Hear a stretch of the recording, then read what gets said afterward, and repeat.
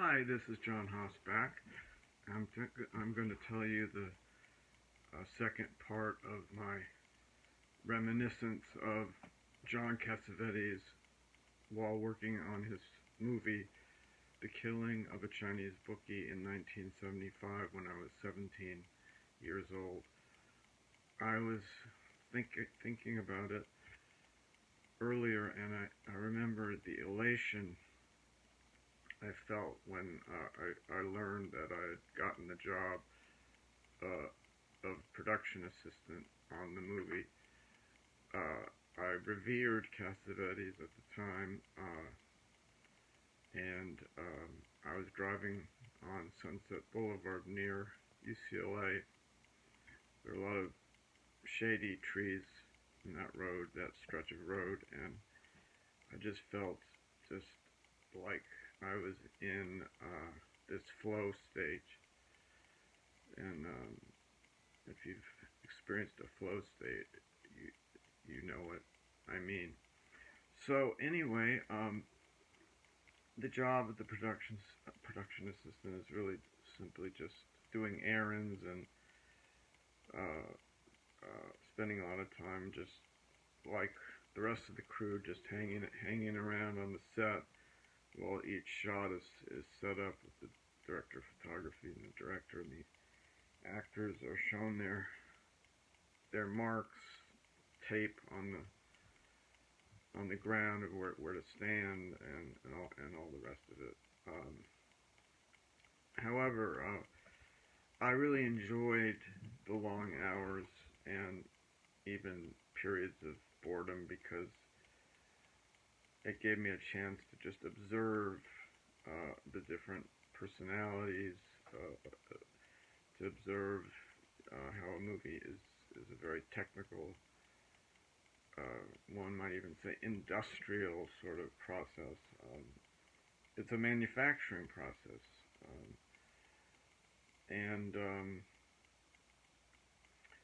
in the first part of my discussion, I really only briefly mentioned my impressions of Cassavetes, so I would like to give a deeper look at what my impressions of Cassavetes was like. He was very charismatic. He was very handsome in a slightly less than leading man role. He was a leading man, obviously, for many years, most notably as Mia Farrow's husband in Roman Polanski's masterpiece of horror, Rosemary's Baby. Um, he was the leading man in that movie. Um, he was very um, informed by the theater. I don't know who he took lessons from, if he was a member of the Actors Studio or one of the other highly regarded acting schools or teachers, but he was certainly a method actor. He was very intense, focused, but he was very sort of entertaining and ebullient. He he wasn't one of these quiet, whispering to the director of photography, to the actors, or what have you. He was what you saw. What you It was a classic example of what you see is what you get, and he was always on. He seemed to have a kind of love of life, a joie de vivre. He smoked constantly. Yes, he drank a lot. Not that I ever knew of or could see. He, was he loved actors. He was sort of the actor's director. He let the actors improvise. He let them have tremendous freedom. But you knew you were working with an artist, with a true artist, and that his canvas, was the screen, the movie screen, or the piece of film going through the Panavision camera.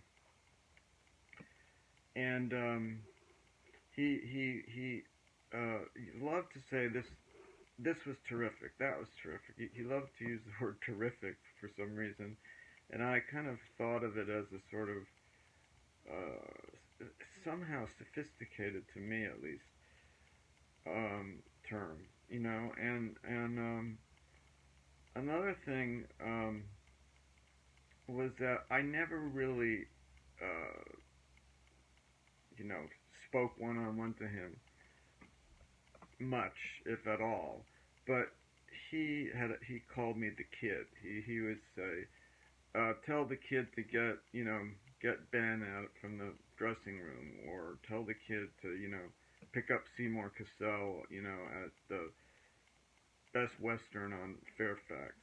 So he was aware of my presence and what my function was, and but I don't think he ever really knew what my name was. That's why I was just the kid. But I took that with pride. I took the nickname the kid with pride. Um, I think I will stop there because this video is called Cassavetes and Me. I do want to leave with one final anecdote, and that was what I think of Cassavetes now the most. We were on Sunset Boulevard in West Hollywood, up around Doheny, and there was a screening room that was on the south side of Sunset. Um, it had a name. I can't remember the name, but you went down into a parking lot that was down a steep hill, and at the bottom was this squat building that was the screening room. And so we were going to the dailies, or the rushes, as they're also called, and I was taking him and Ben Gazzara.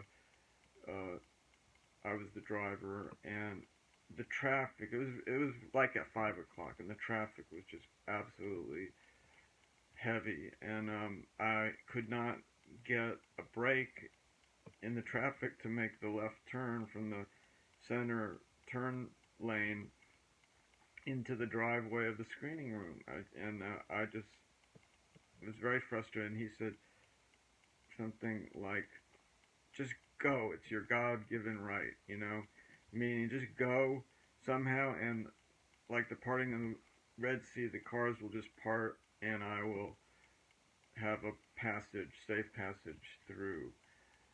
And so I just basically did what he said, and the cars all stopped for me, and I went through. So that's the story I will end this video with, and I hope you enjoyed at least a second of it, or maybe a minute. Thank you.